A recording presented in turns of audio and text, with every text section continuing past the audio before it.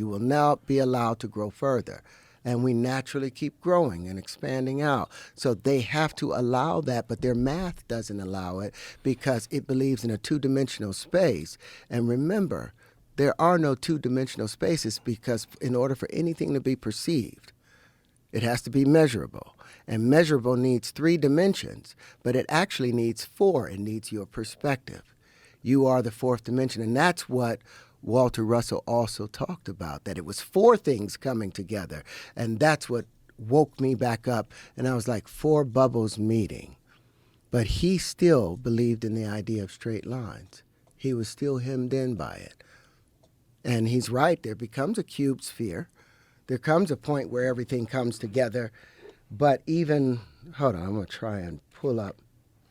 Is it because that we can create straight lines that we get confused? We can't create it because even when you look at it under an electron microscope, you'll see all the little curved dots that make it up. There are no straight lines. Like if you look at this. Right, even in a box. If you looked at this, you'll say, oh, that's a square right there. Right in the middle. Sure. You'll see that square happening right there. Uh-huh. But if you look at it from the side, from its real perspective, you see that it's not. The straight lines are an illusion. Again, we are being fooled by our senses because there is no motion in the straight line. So all these homes that they're building, and they keep wondering, why do they keep blowing over? Why don't you make the homes look like a mushroom?